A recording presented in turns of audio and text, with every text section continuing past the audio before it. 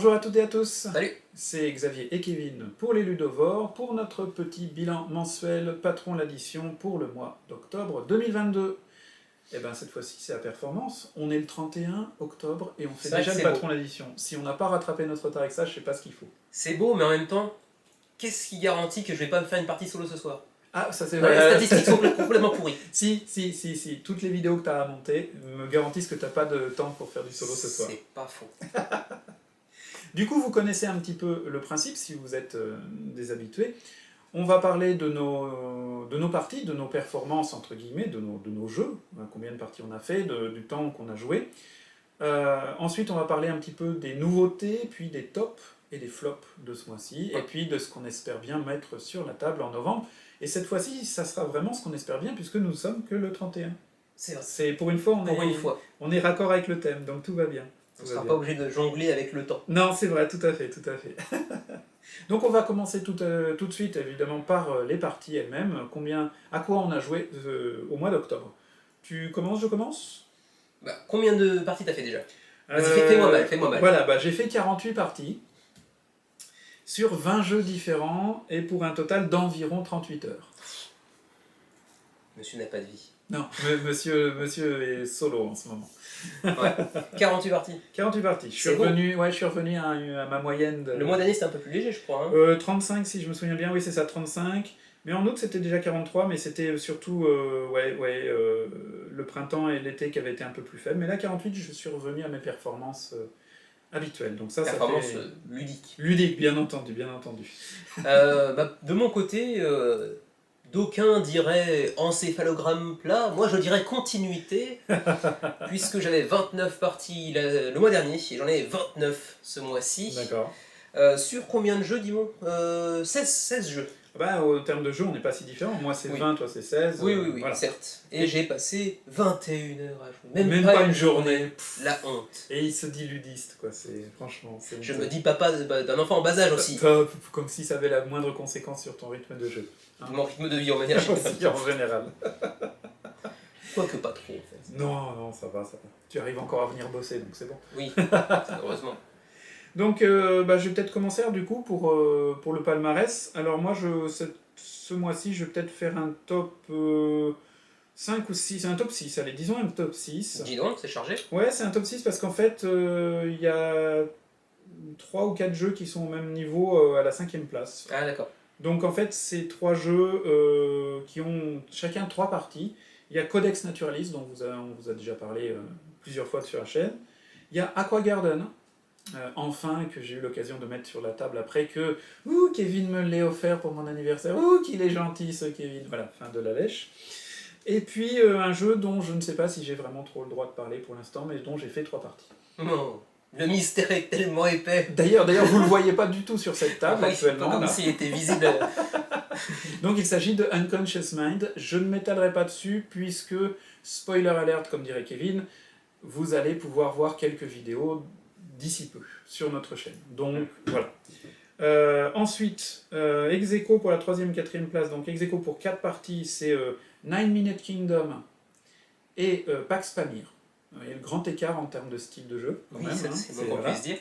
5 parties sur Next Station London. Je confesse, il s'agit de jeux sur internet parce que pour l'instant j'arrive pas à le trouver en physique au Japon parce que j'ai envie de le faire jouer comme alternative un peu à Let's Make a Bus Route. D'accord. Ça reprend les mêmes principes avec un petit twist que je trouve assez sympa.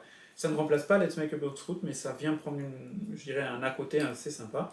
Et mon numéro 1 du mois, c'est Heatherfield. Et là, je suis assez content de moi parce que j'ai quand même réussi à y jouer 9 parties et 9 heures en tout. Sur le mois... 9 parties, presque une fois tous les 3 jours. C'est ça, exactement. Ouais, tout à fait. C'est beau. Monsieur rêve. C'est l'avantage de le laisser monter sur la table. Et du coup, dès qu'on a une demi-heure, 1 heure, hop, de jouer un peu. Étant donné que c'est un jeu en campagne, ça s'y prête quand même pas mal. Donc voilà, en termes d'horaire, c'est ça. Évidemment, Heatherfield est le jeu auquel j'ai le plus joué avec 9 heures. Et ensuite, il s'agit en fait de Unconscious Mind, 6 heures, quand même pour 3 parties. Et ensuite de Pax Pamir, avec 3 heures pour 4 parties. Et finalement, j'ai découvert qu'en solo, Pax Pamir, maintenant que je connais à peu près les règles, 45 minutes, c'est fini. Alors, 45 minutes pour un jeu solo de la complexité de Pax Pamir, je trouve que c'est très sympa. Et du coup, ça se prête bien au solo. D'accord. Il y a des nouveautés là-dedans? Des nouveautés là-dedans, ben il y a Unconscious Mind forcément, il y a Aqua Garden qui est une nouveauté. Il y avait déjà joué on une y avait fois. déjà joué, mais c'est une nouveauté possédée. Oui. Voilà, C'est va falloir pas, pas parce qu'elle fait pas de sorts magiques, etc. Mais Non, mais je l'attendais tellement celle-là. Euh, bah oui, t'as commencé à rien avant que je le dise. Donc... Il y a Fairy Concerto dont tu m'as fait faire une partie tout à l'heure. Ouais. Qu'on aura l'occasion certainement de re-mentionner les mois prochains parce que c'est un jeu qui se joue très vite et qui est sympa. Et puis il y a Trekking Through History qu'on a testé une fois. Ouais. Et puis Wonderland's War qu'on a enfin pu mettre sur la table au mois d'octobre. 2-3 fois? 2 fois? 2 fois, mais moi je l'ai enregistré qu'une seule fois parce que la deuxième fois on n'a pas fini la partie et moi j'aime pas enregistrer les finis qui sont pas partis. Comme je te comprends. Voilà.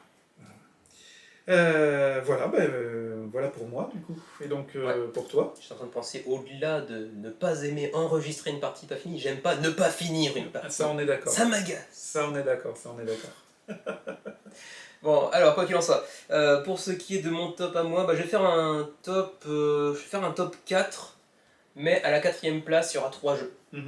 Ex aequo. Donc je vais commencer directement avec le numéro 4 justement. Alors ex aequo, on a Aqua Garden que tu as mentionné tout à l'heure, auquel on a joué 2 fois, que c'est toujours super plaisant en fait, tout simplement. C'est un bon petit jeu, c'est assez léger, ça se joue assez rapidement et c'est vraiment très agréable, avec les petits meeples de poissons adorables. Adorable. Et actuellement un cours de financement participatif sur Kickstarter pour une extension, Beachcombing. Tout à fait, qui doit avoir encore une dizaine de jours devant elle, je pense. Oui, encore 10-14 jours, quelque chose comme ça. Ouais. Ensuite, toujours avec 2 parties, le dilemme du roi. Ah oui. On a continué notre campagne qui s'approche petit à petit de la fin, en tout cas pour certains arcs narratifs, et c'est toujours aussi plaisant aussi. Ouais, c'est vrai. J'ai trouvé d'ailleurs dans notre groupe un regain d'intérêt, très honnêtement, la dernière fois. La fois d'avant avait été un peu plus molle, j'avais trouvé. Cette fois-ci a été un peu plus engagée, un peu plus dynamique, et ça faisait bien plaisir. Ouais. Et puis c'est vrai que comme on sent que les implications narratives se développent et approchent progressivement de la fin, on est un petit peu plus engagé aussi, certainement, j'imagine à ce niveau-là. C'est vrai. Mais c'est toujours aussi plaisant. Même si, de mon côté, pour l'instant, mais il faudrait attendre la toute fin de la campagne, pour l'instant, je le mettrais quand même 1 ou 2 crans en dessous de Pandemic Legacy. Ah, c'est pas du tout le même genre de jeu. Clairement en plus, pas. Je parle juste d'impression. Ouais, d'impression, tout à fait. D'appréciation de l'œuvre. En tant que deux jeux Legacy, pour l'instant, tu penches plus vers Pandemic. Ouais, je comprends. Ensuite, toujours à 2 parties, j'ai mis Wonderland's War parce que moi, pour le coup, j'enregistre mes parties pas finies aussi. Tout à fait. Malgré tout. Chacun ses défauts. Tout à fait. Très, très bonne découverte. Ouais, franchement, il a bien tourné à 2, plus que je ne le pensais d'ailleurs. Oui, malgré le manque d'un mécanisme de pari sur le résultat d'un combat auquel on ne prend pas parti. Et puis à 5, parce qu'on a quand même tenté à 5, la première vraie partie était à 5 en gros. Ce qui explique en partie le fait qu'on n'ait pas pu finir, oui, et aussi le fait que certains rentrent un peu tôt, mais bon, ça on n'y peut rien, hein, les impératifs de la vie priment toujours. Mais ça avait été vraiment sympa aussi, c'était très bien. Très disputé, très baston, très très bon. Puis la mécanique des paris en plus on n'avait pas pu avoir nous à 2, était vraiment sympa aussi. Vraiment sympa. Pour permettre de rester engagé même quand on ne participe pas à la bataille. Tout à fait. Il faudra espérer le remettre sur la table bientôt. Pour y rejouer encore. En 2ème position, j'en ai 2 ex aequo, c'est Fairy Concerto, que tu as mentionné tout à l'heure, parce que moi j'en ai fait 2 petits solos avant de te le présenter aujourd'hui. Tout à fait. Bon, ça casse pas 3 pattes à un canard, c'est un petit jeu de draft japonais par Uchiba Koya, donc ceux qui sont justement derrière Aqua Garden, entre autres, ou Ostia. C'est très sympa, ça joue très rapidement, 10, 15, 20 minutes maximum si on joue à 4 je pense. C'est sympa, c'est un petit jeu de draft qui rappelle un petit peu Draftosaurus justement, dans l'idée. C'est sympatoche. On en reparlera j'imagine à terme. J'imagine. Et puis également à 3 parties, on a Codex Naturalis que tu as mentionné et qu'on a mentionné un certain nombre de fois sur la chaîne de toute façon, donc on va pas s'étaler plus que ça. Et puis premier ce mois-ci, voilà, Unconscious Mind sur la table, 4 parties. Voilà, donc c'est tout en termes de classement. Pour ce qui est des résumés des heures passées sur les jeux, parce que Codex Naturalis c'est très très court, donc c'est pas forcément représentatif, mais pour ce qui est des heures passées, c'est d'abord Unconscious Mind, on a passé quand même 8 heures dessus, malgré tout. Ensuite, 3 heures sur Wonderland's War, et puis 1h30 sur Aqua Garden et le dilemme du roi. Donc quand même assez conséquent aussi. On pourrait mentionner aussi notre première partie sur Trekking Through History, qui nous a pris une petite heure. Une petite heure. D'ailleurs, ça rentre aussi dans le rayon des nouveautés. Tout à fait. de mon mois, puisque ce mois-ci, il y a eu Boss Monster que tu m'as présenté C'est vrai. récemment. Qu'il faudra rejouer parce qu'on a juste fait une partie pour se mettre les mécanismes en main et on n'a pas pu la finir. On n'a pas pu la finir non plus. Mais pour le Donc coup, en fait, je devrais être à 50 parties en fait. Oui, c'est vrai, tu pourrais arrondir à 50. C'est vrai. Donc oui, c'était une assez sympa découverte. Enfin, c'est pas extraordinaire pour l'instant, mais en même temps, j'ai pas fini la partie, donc il faudra encore un petit peu plus d'expérience pour pouvoir en parler véritablement. Mais c'était sympa. Ensuite, Trekking Through History, j'en ai parlé tout à l'heure, donc je vais pas le refaire à nouveau. Mais plutôt une belle découverte. Ouais, franchement, sympa. Facile à sortir en plus. Ensuite, Wonderland's War, qu'on a déjà mentionné, bien évidemment. Fairy Concerto, qui m'est arrivé de toute façon avant-hier, donc oui. c'est évidemment une nouveauté. Et puis, bon, Unconscious Mind, bien sûr. Quoi. Évidemment, c'est clair. Du coup, on va pouvoir passer au top et au flop. Top flop. Alors bon, je vais le dire tout de suite en face de la caméra, les yeux dans la caméra, je n'ai pas de flop. Pour l'instant, moi, ce mois-ci, il n'y a pas eu de jeux qui m'ont déçu. Non, je regarde, il n'y a vraiment pas de jeux qui m'ont déçu. Même 9 Minute Kingdom, sur lequel on avait mis des doutes le mois dernier, ou il y a 2 mois. Le mois dernier, je crois. J'ai fait quelques parties solo, avec la variante solo intégrée dans le jeu. C'est pas inoubliable, mais franchement, ça fait le travail quand on a justement un quart d'heure de libre devant soi. Franchement, non, c'est sympa. Ça rentrera pas dans mes tops. Mais c'est plus un flop, c'est plus le flop que j'envisageais le mois dernier. Donc c'est bien ça. Après, en termes de top, évidemment, je vais parler d'Unconscious Man, parce qu'il est vraiment surprenant et passionnant. Un autre top que je vais mentionner, c'est Aquagarden, pour une autre raison. C'est parce que j'ai eu l'occasion de le faire jouer à 2 personnes japonaises qui n'ont pas du tout l'habitude de jouer aux jeux de société. Et elles ont vraiment beaucoup accroché. Donc je me suis dit que finalement Aquagarden, au moins dans la version de base, sans les poissons spéciaux, tu sais, ça peut être un bon jeu d'entrée. Parce que finalement, il est facile à comprendre, mais il y a de la stratégie derrière. Et du coup, en fait, je veux dire que c'est le top, parce qu'après avoir joué à Aquagarden, pendant qu'on rangeait les affaires, les 2 personnes m'ont dit « il faut qu'on remette ça le mois prochain, il faut qu'on se revoie pour continuer à jouer à des jeux de société ». Ce sont des personnes qui ne jouent jamais, c'est moi qui leur ai présenté les premiers jeux de société. Ça fait plaisir. Ça fait plaisir, et j'étais content d'avoir pu justement choisir ce jeu-là comme, je dirais, représentant de jeux de société modernes. C'était vraiment très très sympa. Ça fait clairement partie de ces jeux un peu porte d'entrée dans l'univers du ludique, qui mériteraient d'être mis plus en avant, et c'est vrai que pour l'instant on peut, comment dirais-je, on peut s'attrister de l'absence d'une VF pour l'instant sur ce jeu. Oui, c'est vrai. Mais en même temps, c'est pas le seul qui mériterait une VF, mais c'est vrai que celui-ci, c'est un bon gateway game, une bonne porte d'entrée vers le monde ludique qui mériterait, à mon avis, une VF. Donc on peut croiser les doigts pour qu'un jour ça arrive. VF qui ne serait vraiment pas dur à faire, parce qu'il n'y a pas beaucoup de texte, très honnêtement, à part la règle du jeu et puis quelques lignes sur quelques cartes, ça va. De ce côté-là, c'est bon. Finalement, en jeu de présentation du monde du jeu, le Trekking Through History avait l'air sympa. Ouais, celui-là aussi. Bon, nous, on l'a joué, on est déjà des joueurs qui commençons un peu à être aguerris, on peut le dire, je crois que maintenant on peut le dire un peu. Ça m'a pas paru simpliste, mais c'est vrai, plus simple. Mais justement, la simplicité était accompagnée d'une vraie fluidité et d'un vrai plaisir de jeu, donc c'était vraiment sympa. Ouais. Mais là, j'avoue que Aquagarden, il m'a fait très très plaisir. Après, le deuxième jeu que je vais placer en top, parce que je vais faire un top bicéphale, avec 2 céphales, c'est Pax Pamir. Parce que moi, à chaque fois, ce jeu m'époustoufle. Comment, avec 3 rondelles de bois, des petits trucs des petits bâtons en... je sais même pas quel... Non, c'est pas du plastique, justement. C'est pas du bois, c'est pas du plastique, ça a l'air d'être de la résine, en fait. Et des cartes, on arrive à jouer à un jeu complexe sur l'Afghanistan du 19e siècle. L'Afghanistan du 19e siècle, qu'est-ce que j'en ai à faire, franchement, c'est comme la psychanalyse. C'est quand même des très bons jeux. Voilà, donc c'est merveilleux, j'adore le monde du jeu pour ça. Pour me proposer des sujets dont j'ai strictement rien à faire, et qui finalement se révèlent être d'excellents jeux. C'est ça. Et finalement, du coup, ça m'intéresse plus l'Afghanistan du 19e siècle. Et du coup, finalement, je me dis, mais alors, Freud, tout ça, voilà. Mais après y avoir joué 2-3 fois, j'ai commencé à lire des articles sur Freud, etc. Alors qu'à l'origine, même aujourd'hui, j'ai aucune confiance dans la psychanalyse freudienne, mais le thème m'intéresse vachement plus. Le thème t'intéresse vachement plus, tout à fait. Voilà, c'était mes...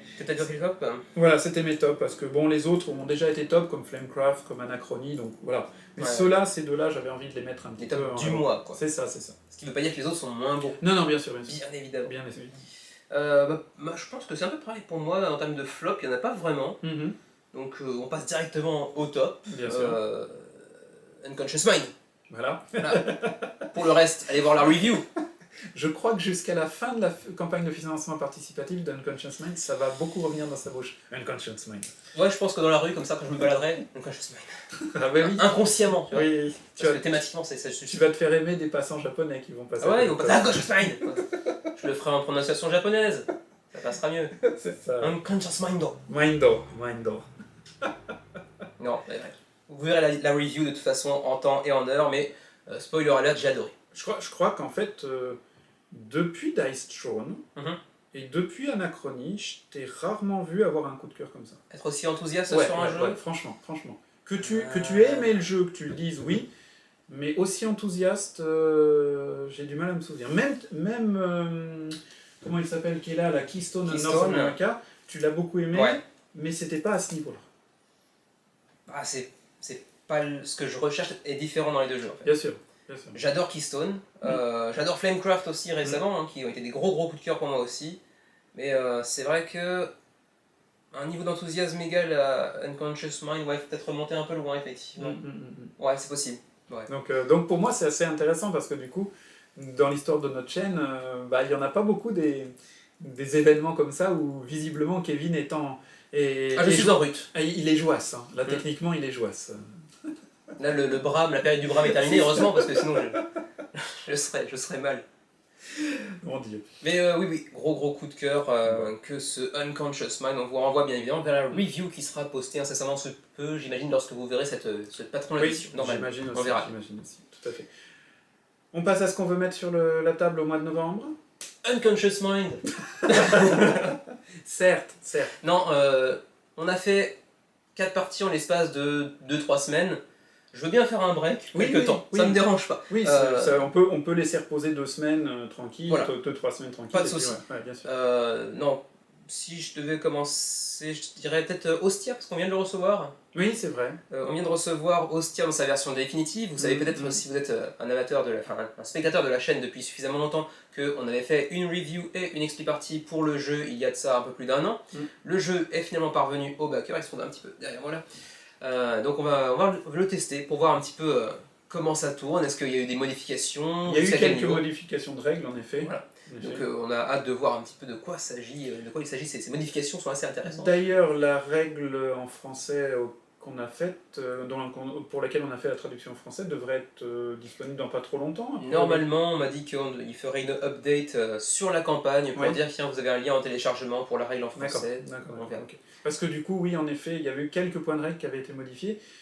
Et du coup, ça m'a donné envie de le retester pour voir ce que ça avait... Parce que déjà, à l'époque, moi, j'avais beaucoup aimé l'expérience, donc ouais, tout à fait. C'était déjà très bien. Et là, en plus, il y a quelques modules en plus, donc c'est toujours sympa de voir... Le matériel a encore été un petit peu upgradé aussi. Upgradé, tout à fait. Alors, ce qui est très marrant, c'est de voir, en fait, la constante de chez Chibakoya. Pour les modules, ils aiment bien les petites boîtes. Ah oui, ça. Ah, ça, pour Aqua Garden, vous avez plein de petites boîtes, et puis là, pour Ostia, c'est pas... Donc, tout à fait. Ostia, Unconscious Mind, entre parenthèses... Quoi d'autre j'ai pas tellement d'idées actuellement, c'est vrai. De toute façon, le DM du Roi, on va continuer encore d'ici 2 semaines à nouveau, donc ouais, ça j'ai bien hâte aussi. J'espère que Johanna pourra revenir avec nous un mercredi après-midi pour continuer notre tour de France de Flamme Rouge aussi, bien sûr, évidemment. Et puis, je le répète, parce que je crois que ça fait déjà 2 mois qu'on le mentionne, mais qu'on le sort pas, et je pense que ce mois-ci ça va encore pas ressortir, même si j'aimerais bien. Veil of Fate. Ah oui. Ça commence à faire longtemps. Ça pourrait être l'occasion d'un lundi après-midi, si tu vois ce que je veux dire. Pourquoi pas. Mais à 4, c'est bien à 4. Oui. Hein, c'est mieux qu'à 3. On l'a jamais essayé à 4 en plus. Non. Donc ça pourrait être super intéressant. C'est clair. Je viens de planter une graine d'idée là. Ouais. Et dans ma tête, il y avait déjà une graine d'idée qui s'appelait Unsettled, mais qui est un peu trop ambitieuse. Oh, ça va être chaud. Moi, je suis pour, mais ça va être chaud, c'est vrai. Ça va être chaud. Oh, peut-être une partie, on sait pas. Bien énervé, on sait pas. Et puis un petit dernier, Tracking Through History, pour confirmer un petit peu les impressions de la première partie. Ouais. Mais celui-là, il est plus facilement sortable, déjà en termes de temps de jeu. C'est sûr. Pour ma part, je suis très content d'avoir réussi à faire ce que j'avais dit que j'essaierais de faire lorsqu'on a fait le... Ça fait beaucoup de faire, ça d'ailleurs. Oui, ça fait beaucoup de faire. C'est bien, c'est beaucoup de faire. Donc, je suis content d'avoir réalisé l'objectif que je m'étais fixé lors du dernier Patron Addition, à savoir de ressortir Etherfield. Ouais. C'est fait. Donc là, Etherfield, je vais, comme Unconscious Mind, me remettre un peu de côté, parce que je me suis assuré d'être arrêté à un point sans trop de problèmes. Et je pense que là, je vais faire tout ce qui est possible ce mois-ci pour remettre sur la table Cloudspire. Ça fait vraiment trop longtemps. Je voudrais bien Too Many Bones, mais j'ai en ce moment plus envie de passer ce foutu premier scénario solo, qui visiblement est à peu près le plus dur de toute la campagne. Ah bon? Oui, d'après tout ce que moi... En fait, il y a une manière de le faire. D'accord. Et donc, si tu la trouves pas, tu seras pas très content. Ça, c'est un peu dommage. C'est un peu dommage. Une seule manière de le faire. Il y a une manière parfaite. Il y a 2-3 manières de le faire. D'accord. Mais si tu veux le score parfait, ça va être une manière parfaite. Et puis, en jeu pur solo, je voudrais essayer de ressortir aussi Final Girl. Parce que si c'était possible, je ferais bien une petite vidéo dessus. Ouais, bien ça sûr. me plairait bien. Ça me plairait bien. Bah, c'est vrai que c'est un jeu qui s'y prête bien. Voilà. Parce qu'il y a vraiment une immersion Tout à quasi fait. narrative dans le jeu. Tout à fait. Et puis en plus, toi, tu n'as pas encore eu l'occasion de le voir, de Ouais. toucher. À l'occasion, je te le présenterai bien, même si c'est un jeu pur solo. À mon avis, ça peut être un jeu en duo où les décisions sont prises à 2 personnes, les lancers de dés sont faits par celui qui a le plus de chance. Ouais. Pas moi. Donc voilà. Et à part ça, je voudrais pas trop m'engager parce que du coup, si je peux pas les mettre sur la table, j'aurais l'air un peu bête. Mais je pense que je ressortirai encore Pax Pamir. Je pense que ça va devenir un régulier parce que maintenant, je sais qu'en 40-45 minutes, ça loge. Et un soir, après le travail, peinard pour me détendre, un petit jeu léger, facile d'accès. C'est maintenant que tu m'arrêtes, hein, normalement, parce que Pax Pamir, léger, facile d'accès. J'ai bugué une seconde. Oui. Je me suis dit, est-ce qu'il a bien dit Pax Pamir? Bon, après, c'est pas le plus heavy de la liste. Non, mais quand même. Mais 45 minutes, tu l'as voilà, dit, 45 minutes, facilement. Ça se passe facilement, tout à fait. Donc voilà mes objectifs pour le mois de novembre, et puis on verra bien si j'y arrive, mais en tout cas, j'espère mettre 2 à 3 parties au moins de Cloudspire. Sachant qu'il va y avoir du challenge, puisque là j'ai enfin reçu quelques notifications de livraison par VFI. Donc là ça va être dans les 2-3 semaines qui viennent. Alors pour l'instant c'est les plus légers des jeux que j'ai backés, à savoir c'est Keep the Heroes Out, le jeu de... comment ça s'appelle de celui qui a fait... ouais c'est ça, Night Parade of 100 Yokai. Nix en a dit le plus grand bien d'ailleurs. Oui, tout à fait. Et puis il y a aussi, qu'est-ce que j'avais dit qui devait venir mince alors, c'était que... Ah, King Hill. Le jeu ultra coloré, hongrois ou tchèque, je ne sais plus. Et que j'avais pris par pure curiosité, parce que graphiquement j'étais assez attiré, mais à voir ce que ça va donner, je suis assez curieux. Et ma baleine blanche, à savoir, elle arrivera un jour, mais c'est ISS Vanguard et l'intégrale d'Everdell, mais alors ça pour l'instant j'ai pas de notification. Donc... Et il paraît, mais bon là, ce sont des oui-dire, que Muséum arrive bientôt. Ouais, oui, il paraîtrait-il. On a vu des photos, mais bon là, j'y crois pas encore. Moi je l'ai pas encore dans les mains, donc j'y crois pas encore. Pour l'instant, il existe un peu dans un multivers, mais... C'est exactement ça, c'est exactement. Eh bien ma foi, je crois qu'on a fait à peu près le tour pour le mois d'octobre. Il va nous rester à vous souhaiter une bonne continuation ludique. N'hésitez pas en commentaire à dire ce que vous avez pu tester, jouer, en rejouer au courant du mois d'octobre. N'hésitez pas à vous abonner si ce n'est pas fait, n'hésitez pas à nous laisser des pouces bleus si vous nous aimez. Ah, c'était peut-être un peu trop direct ça quand même. Un pouce rouge, un pouce bleu. Pour équilibrer les choses, voilà. Non, parce que ça fait aucun pouce, du coup le référencement est pas top. Ah ouais, non, le faire. Non, donc un pouce rouge, 2 pouces bleus. Voilà, c'est ça, exactement. Eh bien, sur ces bonnes paroles, on va vous dire à très bientôt pour de nouvelles aventures vidéoludiques sur les Ludovores. Salut! À la prochaine!